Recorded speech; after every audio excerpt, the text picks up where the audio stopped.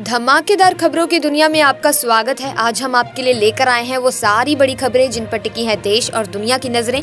चाहे राजनीति की उठापटक हो, खेलों में नया मोड़ या फिर मनोरंजन जगत के चर्चित किस्से, हर खबर आपको सबसे पहले यही मिलेगी। तो चलिए शुरू करते हैं दिन भर की सबसे बड़ी और सनसनीखेज खबरें।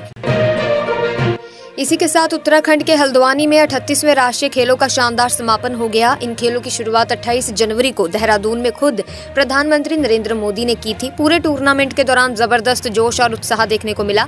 खेलों की दुनिया के लिए ये एक यादगार इवेंट रहा।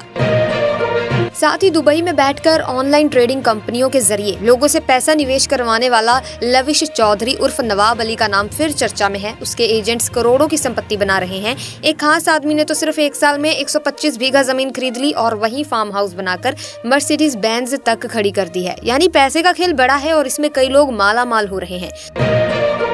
वहीं अमेरिका से अवैध भारतीय प्रवासियों को लेकर दूसरी फ्लाइट अमृतसर एयरपोर्ट पर लैंड करेगी, लेकिन इसको लेकर पंजाब के मुख्यमंत्री भगवंत मान ने सख्त ऐतराज जताया है। उन्होंने केंद्र सरकार पर निशाना साधते हुए कहा कि ये फ्लाइट अमृतसर एयरपोर्ट पर नहीं बल्कि हिंडन या फिर किसी और एयरपोर्ट पर उतरनी चाहिए। मामला अब गर्म हो गया है दोस्तों, और इसे लेकर राजनीतिक बहस तेज हो गई है।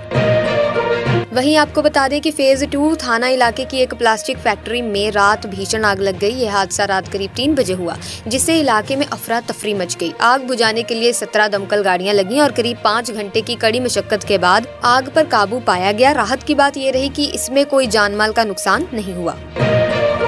इसी के साथ IPL team royal Challengers Bangalore ने अपने नए कप्तान का ऐलान कर दिया है। इस बार टीम की कमान मध्य प्रदेश के बल्लेबाज रजत पाटीदार को सौंपी गई है। ये खबर फैंस के लिए थोड़ी चौंकाने वाली रही, क्योंकि ज्यादातर लोगों को लग रहा था कि विराट कोहली फिर से कप्तानी संभाल सकते हैं, लेकिन टीम मैनेजमेंट ने नया चेहरा आजमाने का फैसला किया है। वहीं आपको लग सकता है कि टॉप एआई एग्जीक्यूटिव्स एआई का इस्तेमाल सिर्फ बड़े और जटिल कामों के लिए करते होंगे, लेकिन ऐसा जरूरी नहीं है। ओपन एआई के सीईओ सैम ऑल्टमैन की ही बात करें तो वो एआई का इस्तेमाल अपने ईमेल और डॉक्यूमेंट्स समराइज करने जैसे रोजमर्रा के कामों के लिए करते हैं। यानी कि एआई सिर्फ हाईफाई चीजों के लिए नहीं बल्कि छोटे लेकिन काम के टास्क में भी मददगार करता है। वहीं कांग्रेस ने हिमाचल प्रदेश के प्रभारी में बड़ा बदलाव किया है। राजीव शुक्ला को हटाकर अब रजनी पाटिल को ये जिम्मेदारी दी गई है। इसका आधिकारिक ऐलान कर दिया गया। दिल्ली में कांग्रेस अध्यक्ष मल्लिकार्जुन खड़गे के घर एक बड़ी बैठक हुई थी और उसके अगले ही दिन ये बदलाव हो गया। रजनी पाटिल पहले भी इस पद पर रह चुकी हैं और अब एक बार फिर कांग्रेस हाईकमान ने उन पर भरोसा जताया है।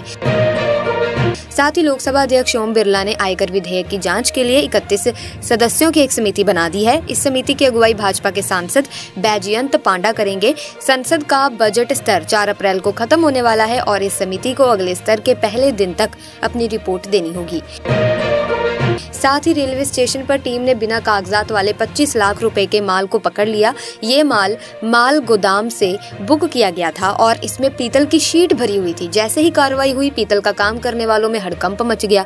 कई कारोबारी माल गोदाम के पास खड़े तो दिखे, लेकिन किसी ने भी इस माल को अपना बताने की हिम्मत ही नहीं की। टीम ने 29 नग पीतल की शीट को कब्जे में लेकर अपने कार्यालय में जमा करा दिया है।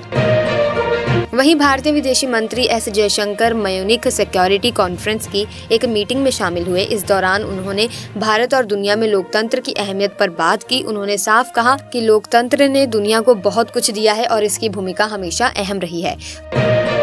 वहीं केंद्र सरकार और किसान नेताओं के बीच फिर से बातचीत होने वाली है। ये बैठक 22 फरवरी 2025 को होगी, जिसमें कृषि से जुड़ी समस्याओं पर चर्चा की जाएगी। किसान नेता जगजीत सिंह डल्लेवाल ने बताया कि इस बार केंद्रीय कृषि मंत्री शिवराज सिंह चौहान भी शामिल होंगे। इससे पहले किसानों और केंद्रीय मंत्री प्रहलाद जोशी की अगुवाई वाली टीम के बीच अच्छी बातचीत हुई थी। साथ ही जम्मू कश्मीर के एलजी मनोज सिन्हा ने आतंकी संगठनों से जुड़े 3 सरकारी कर्मचारियों को बर्खास्त कर दिया है। इनमें एक पुलिस कांस्टेबल फिरदौस भट्ट भी शामिल है, जो पुलिस में रहकर लश्कर के लिए काम कर रहा था। सुरक्षा समीक्षा बैठक के बाद एलजी ने फौरन एक्शन लिया और एक पुलिस कांस्टेबल, एक शिक्षक और वन विभाग के एक अर्दली को नौकरी से निकाल दिया। साथ ही भारत ने विदेश से आने वाली बर्बन विस्की पर आयात शुल्क कम करने का फैसला किया है। ये फैसला 13 फरवरी को लिया गया, खासकर तब जब अमेरिकी राष्ट्रपति डोनाल्ड ट्रंप पहले ही भारत पर ज्यादा टैक्स लगाने का आरोप लगा चुके थे। साथ ही BSNL ने इस बार तगड़ा मुनाफा कमाया। वित्त वर्ष 2024-25 की तीसरी तिमाही में कंपनी को 262 करोड़ रुपए का फायदा हुआ। सरकार लगातार पब्लिक सेक्टर कंपनियों को मजबूत करने और सस्ती टेलीफोन सेवाएं देने पर फोकस कर रही है और ये उसी का नतीजा है। वहीं संभल में शाही जामा मस्जिद सर्वे के दौरान हुई हिंसा के मामले में 15 आरोपियों की जमानत पर सुनवाई होगी। इससे पहले भी कोर्ट में सुनवाई हुई थी, लेकिन उन्हें जमानत नहीं मिल पाई थी।